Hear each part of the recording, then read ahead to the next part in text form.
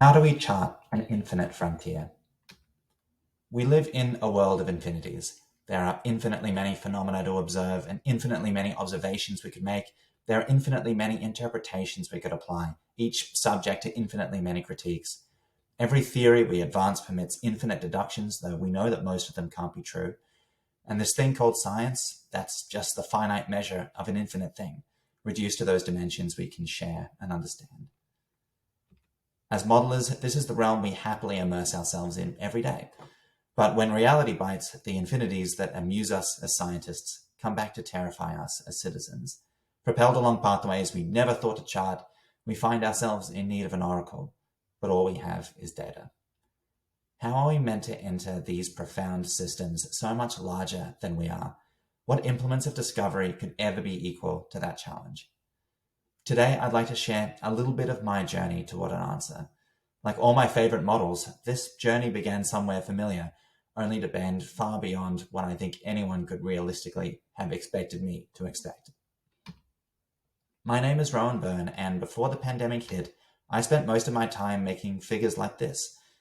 Think of it as a digital lava lamp. It's a time-integrated solution to the Navier-Stokes flow equations under viscoplastic rheology, powered by the underworld computational numerical geodynamics code, a proud AuScope capability. It's my idea about what mantle convection inside Earth-like planets might look like when viewed over hundreds of millions of years. Those colors are an interweaving of 3 independent data channels, each assigned to a different primary color: red for temperature, green for the stream function, and blue for the strain rate. I created this animation, and millions of others like it, to answer some fundamental questions about these big, beautiful things called planets. I wanted to know whether Earth-like tectonics is predestined at birth or whether it arises, like life and history, from sheer chance. Addressing this question meant sampling a vast parameter space, thousands of interdependent model chains, sampling millions of model cases across hundreds of billions of unique configurations. It was probably a bit much to chew for a 3-year PhD project. To my credit, I did recognize something very important very early on. What I was doing was not just quantitatively different from what had happened before, it was qualitatively different as well. Here's just one example: naming things.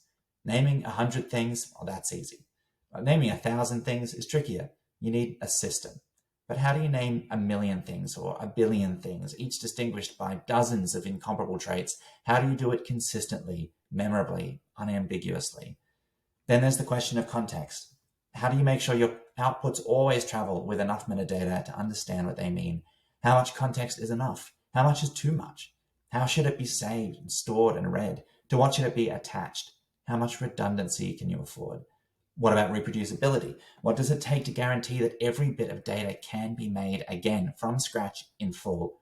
And what about logistics? How do you go about managing millions of models produced over months or years, spread across dozens of different compute resources? How do you avoid repeating yourself needlessly when each model could be dependent on hundreds that came before?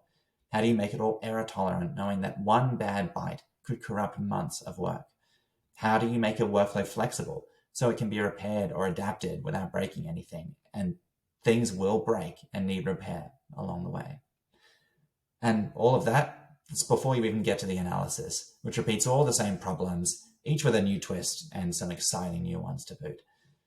Well, I was stuck. But that turned out to be no problem because soon everyone else would be too. Curiosity may have been the mother of my invention, but it took necessity to whip it into fighting shape. I got involved in the scientific response about a week after the first outbreak in Victoria. It was a mess. Models unspooled in every direction, teams fought and broke apart while universities waited for handouts that never came. Questions we would usually mull for years demanded answers overnight, and insights that could have made a difference got lost in the noise. A lot went wrong. But a lot went right as well, and it started to go right when people started approaching their work as engineers, as authors not just of knowledge, but of machines for producing knowledge. The scientists' reverence for truth had to make room for the policymakers' reverence for process. To get my analysis pipeline up in time, I knew I had to take every opportunity I could get. So I cannibalized every line of PhD code that I could find.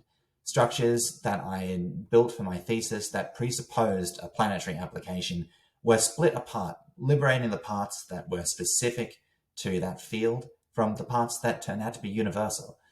In conversations with colleagues and in late nights trying to get everything working properly, years of mental roadblocks melted away, and Everest was born. But instead of talking about that, I'd like to talk about Lego instead. I don't know about you, but I love Lego. Lego, it's perfect. You hold a piece of Lego in your hand and you find that you instantly know how to use it. One thing snaps onto another, and soon you discover that the impositions of that system are dramatically outweighed by the creativity those impositions enable. A bucket of Lego is a bucket of infinity for $80 and change. And it's amazing you can still get it at that price because not a brick of it ever goes to waste. Lego works because every piece, no matter how rare, participates in a single mutually understood system. Each piece has universally recognized inputs and outputs.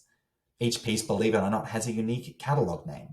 But the really important feature of Lego, the feature that makes it the one truly infinite toy, is that every possible assemblage of pieces inherits those qualities too.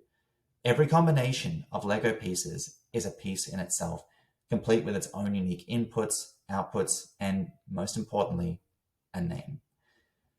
Well, what I needed was something like Lego for science. So that's what I did. Everest is a tool for rapid discovery. At its core is the notion that a data set and a recipe for reproducing that data set are actually one and the same thing. What's more, that recipe in itself is a kind of name, the true name that is unique for every unique thing. Everest calls these recipes schemas, and in a lot of ways they behave just like Lego. Like Lego, schemas are hard objects, something you could print on a postcard and lock in a vault, robust and enduring.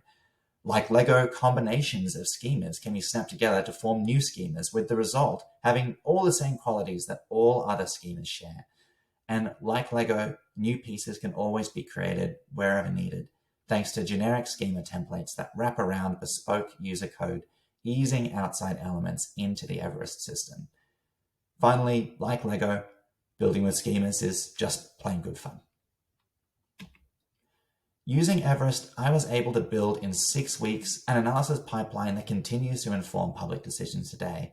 And when I returned to my thesis, I was able to use that same code to set in motion the research project of my dreams, a survey of almost 1 million variants of the viscoplastic convection model, a feat singular, I believe, in my field. Of course, the pandemic isn't done yet, and neither is my thesis or my COVID work or my modeling software. Daunting challenges still lie ahead in every department, but beneath it all, I feel the ground has shifted, and not just because of those earthquakes the other day. Because it's obvious that science can't be siloed anymore. The cat's out of the bag. We live in a world of data, and the power to speak to that data is the power to reshape what it describes. If we want that power to be used for good, we have to step into the world and use it. That first step, after all, is how all great journeys begin.